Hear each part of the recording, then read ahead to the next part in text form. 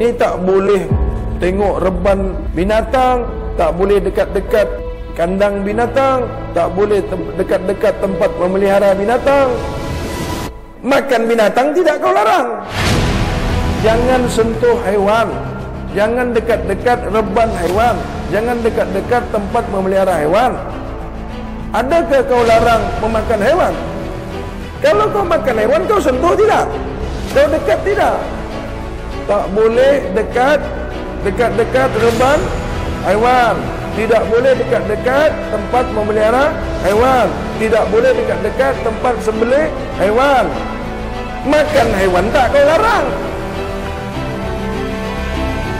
Otak kau di mana?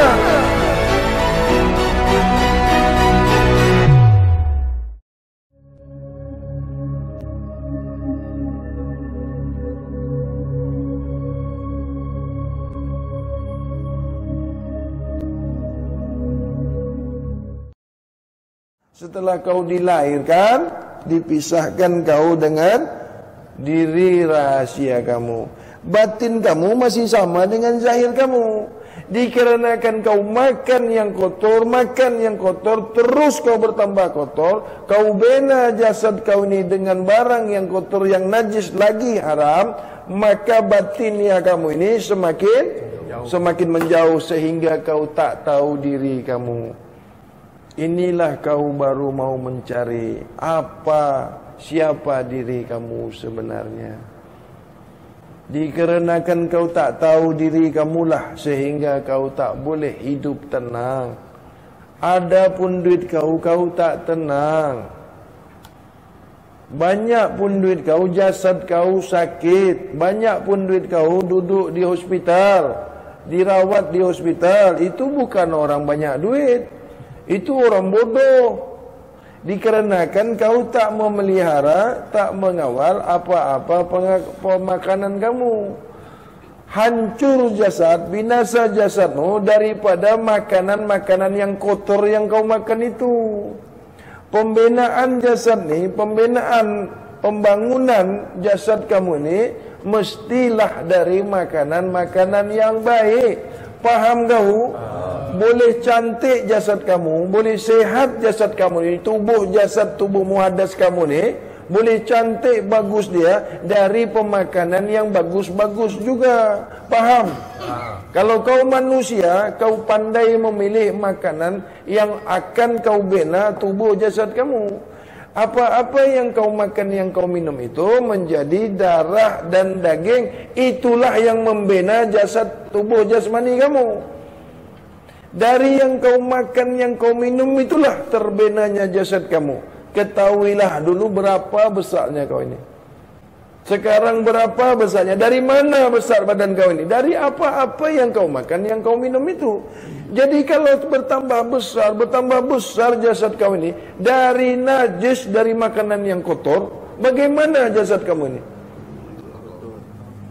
Kenapa kau kotori jasad kamu? Kenapa kamu bina jasad kamu ini dari makanan-makanan yang bernajis, dari makanan yang halal tetapi bercampur yang haram?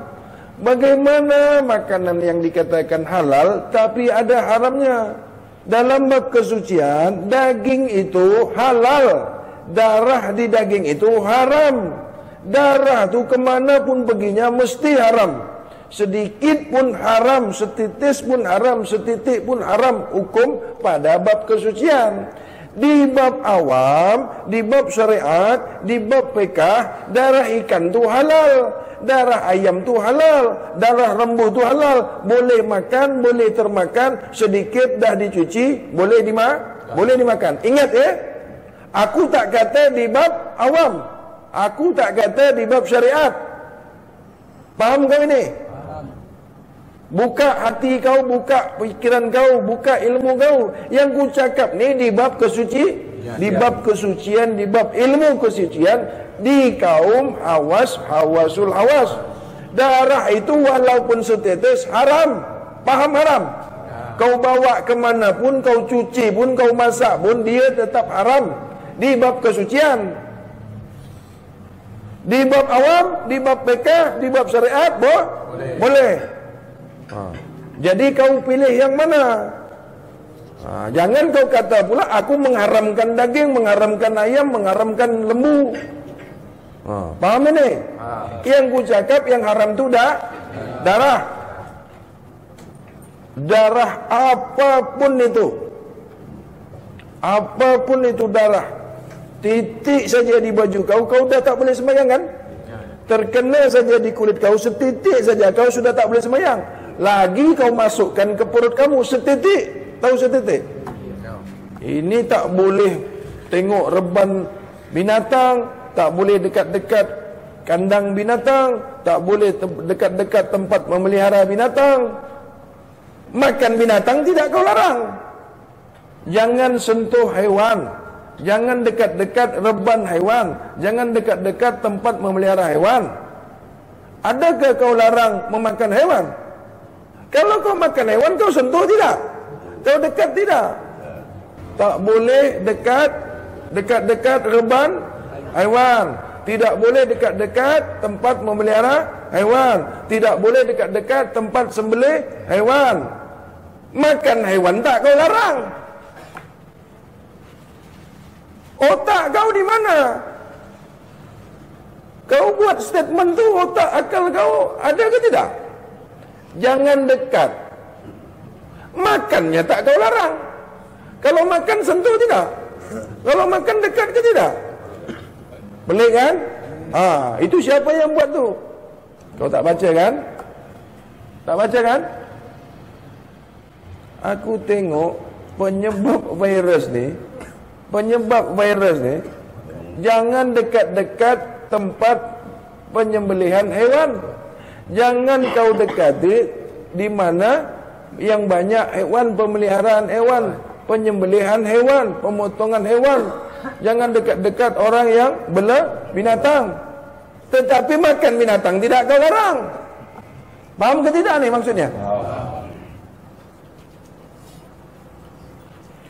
Penyakit virus tu, tahu virus? Disyaki suspek dia daripada haiwan, daripada binatang, kan?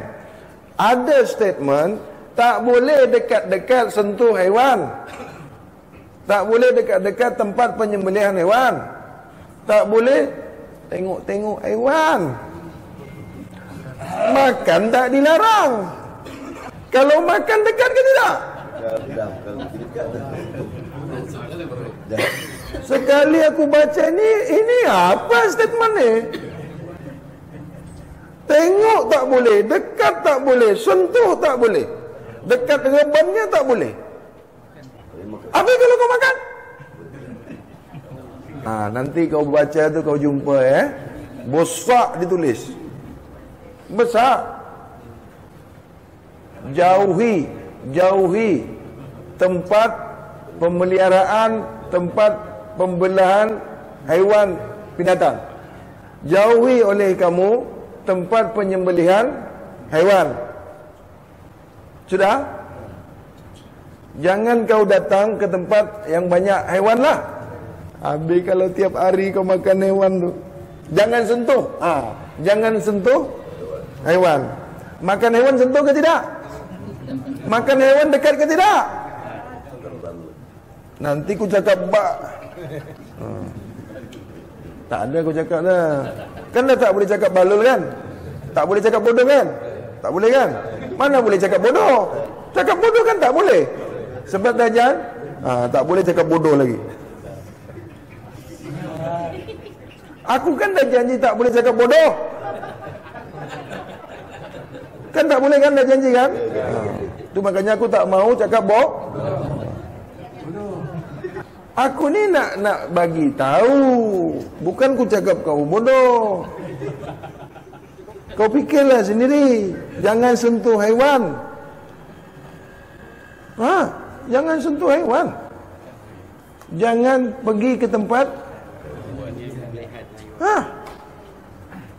Kata aku yang tulis ni macam mana ni? Yang buat tulisan tu, itulah gitar tu, kalau tali dia tinggal 2 aja, macam itulah bunyinya. Nanti kau jumpa tu. Kat mana signboard yang besar tu? Aku tak maulah tunjuk jalannya. Tapi mesti kau jumpa tu. Virus Corona and Corona. Sebelum jadi corona, dia mesti Corolla dulu. Sebab tak boleh sentuh haiwan. Virus Corona apa? Corona itu tak boleh sentuh haiwan. Tak boleh. Subhanallah, ya Allah. Itulah orang bab kesucian ni. Kalau terjumpa bahasa-bahasa yang mencederai maknanya, bila statement tu, bila tulisan tu tidak diterima oleh akal, dia mesti terkeluar. Jangan sentuh hewan kan? Ada kan tulis kan? Jangan sentuh hewan. Jangan bersama-sama dengan hewan. Tapi tak ada dilarang jangan makan. Kalau kucing peliharaan kita, kalau kucing boleh dimakan ke tidak? kan maksud saya dekat dengan hewan. Mana lalu kita boleh kata semua sekali sentuhan, bela, dekat itu tidak boleh menjangkitkan virus apapun ke diri kamu, selagi diri kamu ini bersih dan suci. Tidak ada jangkitan virus pun kepada diri kamu apabila diri kamu sentiasa suci, sentiasa sudah suci. Tidak akan ada virus yang berani kepada kamu. Tidak ada jangkitan penyakit kepada kamu. Kerana penyakit itu mencari tempat yang kotor. Virus ni hidupnya, berkembangnya dia, berjangkitnya dia di tempat yang kotor. Darah yang ada virus itu darah yang kotor, darah yang membusuk, darah yang sudah rosak. Kanser tu, tahu kanser? Maksud kanser itu darah membusuk, darah itu sudah rusak, dikatakan kanser. Penyakit itu, segala virus itu adanya di darah. Semua penyakit darah, diabetik, darah yang manis, terlampau manis. Kolesterol, darah yang kotor. Ginjal, buah pinggang, darah yang rosak. Dialisis, darah yang kotor. Apalagi jantung, darah kau itu berlemak, darah kamu membeku. Mana? Apa saja penyakit kamu mesti pada darah kamu. Kalau nak tahu penyakit kau, apa yang diambil? Darah. Kalau nak dimatikan, apa yang dikeluarkan? Darah. Terlampau banyak keluar darah, mampoi kau. Semua itu darah. Itu makanya dalam Islam tidak boleh kau makan darah, walaupun setetes tak boleh dimakan. Itu punca penyakit, merosakkan tubuh jasad jasmani kamu. Kau pandai, kau berilmu, jangan kau makan darah. Bila kau makan darah, walau setetes pun tak ada ilmu kamu. Kenapa? Kau tak pandai makan, tak tahu kau mana yang merosak diri kamu, yang merosak tubuh jasad kamu, yang tidak merosak kau tak tahu. Ilmu setinggi langit, makan bodoh. Profesor pun kamu, profesor, doktor sekalipun, master pun kau dari langit ketujuh, kalau kau tak pandai makan, bodoh. 100 pun title kamu tu, 100 pun apa, SPR ke, SPD ke, PPS ke, PPD ke, macam-macam lah, doktor ke, segala-galanya. Kalau kau tak pandai makan, tak pandai kau memilih mana makanan, mana yang bukan makanan kamu, itu kau bodoh lagi. Ini aku bukan cakap kau bodoh, kan dah tak boleh cakap bodoh, dah janji kan. Boleh tak cakap bodoh lagi? Tak boleh. Ini contoh bodoh. Aku kan nak bagi tahu kau, bukan ku cakap kau yang bodoh. Bagaimana berbekam? Berbekam dalam bab kesucian tidak dibolehkan. Dalam bab syariat, dalam bab awam diperbolehkan. Karena itu dikatakan sunnah Nabi, pengobatan cara Nabi. Nabi tak pernah berubat. Kenapa Nabi tak pernah berubat? Tak pernah sakit. Adakah Nabi berbekam nak mengeluarkan darah kotor? Nabi makan bersih. Nabi sehat. Sehat jasmani, sehat ruhani, sehat nurani, sehat rabani Nabi itu. Bersih. Nabi jaga makanannya. Nabi itu vegetarian, tidak pemakan hewan, tidak pemakan binatang. Nabi siddiq, amanah, tabligh, fatonah. Kenapa? Qala Rasulullah sallallahu alaihi wasallam, jangan sekali-kali kamu memasukkan bangkai ke dalam perut kamu. Jangan kau jadikan perutmu bagaikan kubu bangkai hewan. Maksudnya bahasa kita, bahasa Melayu, jangan makan binatang. Nabi tak mau bercakap macam itu, kasar. Aku boleh cakap kasar, aku kan bukan Nabi. Aku ubi. Maksud bahasanya tu, Nabi ni halus berfatonah, tak mau cakap kasar.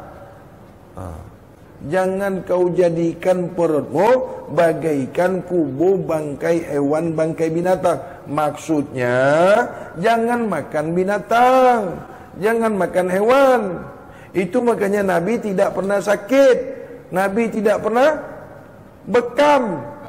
Kata bekam ni mengeluarkan darah kotor. Adakah Nabi pakai darah kotor juga? Bini aku yang ada darah kotornya. Siapa yang ada darah kotor sini? Siapa yang ada darah kotor? Tak munasabah. Dari dulu lagi hingga sekarang ni, lelaki tak ada darah kotor. Macam mana kau buang darah kotor di mata kau tu?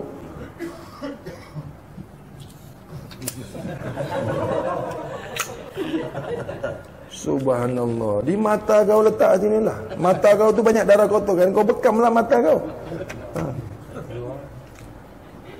Tak munasabah yang keluar tu darah kotor. Bodoh sekali orang yang berbekam mengatakan mengeluarkan darah kotor. Kau pergi lab lah, kau pergi cari makmal, masuk, kau cek tu darah kotor ke darah bersih, darah bagus.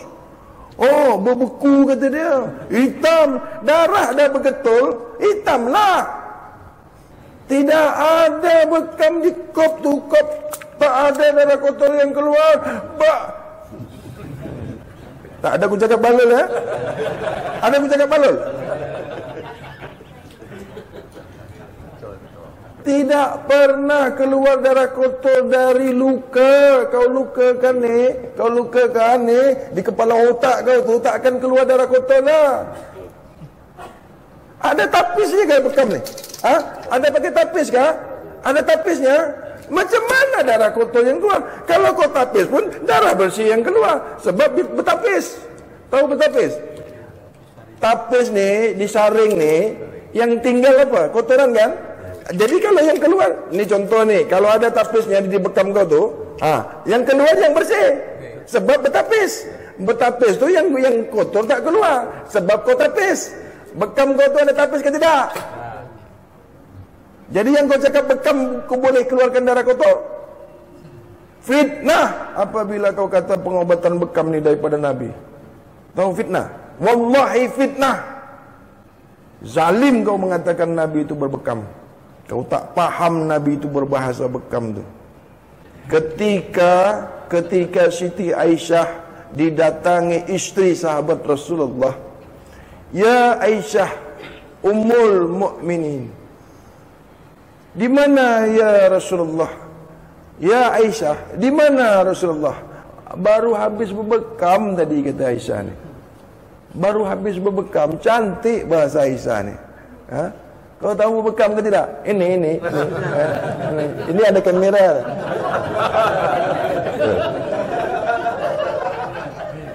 Kalau tak aku tutup, masuk dekat YouTube. Ini guru gila ni. Itu masuk berbekam, faham? Sini. Buat malu aja. Bukan bekam tu. Cantik bahasa Aisyah tu. Baru lepas berbekam. Tak adalah dikatakannya, aku lepas begini. Bak. Tidak akan ada darah yang kotor itu apabila kau makan yang bersih. Tidak akan terjadi darah yang kotor itu bila kau sentiasa makan yang bersih. Tidak akan pernah ada. Yang mengotori darah kamu itu dari apa-apa yang kau makan, dari apa-apa yang kau minum itu. Rusaknya darah kamu itu sebab pemakanan yang kotor. Jadi penyakit kamu itu dikarenakan darah kamu rusak, dikarenakan darah kamu kotor, jadilah penyakit. Pembuluh darah di otak kamu itu bagaikan rambut di belah 7. Begitu kecilnya tu, pipe dia tu, apa nama tu? Getah dia, getah pula. Urat dia, saraf di kepala otak kau tu. Tak boleh pakai kepala otak lah. Saraf di kepala kau tu kecil sangat. Jadi kalau darah kau tu banyak lemak, banyak ini, banyak itu, dia jadi jalan tu tak sempurna, tak baik, tak cantik. Faham ni? Kalau sudah rosak otak, macam mana kita nak berfikir bagus? Kalau rusak mata kita ni, macam mana kita nak sempurna melihat? Kalau dah rusak di pembuluh darah kita yang di telinga ni, macam mana kita sempurna mendengar? Kalau rusak pembuluh darah di hati kita, macam mana function daripada hati kita ni, rasa kita? Bersihkan darah kita tu. Apa yang kita buat? Serai, halia, syirih. Itu ubat aku dari dulu. Tak ada ubat ini, ubat itu. Antiseptik yang bagus. Itu saja, tak ada kerja lain. Cubalah kau amalkan. Tapi janganlah kau makan yang kotor. Kau minum obat ni, minum resepi ni, kau makan lagi yang kotor. Hari-hari kau minum ubat, hari-hari kau makan ubat, hari-hari kau makan yang buat kotor.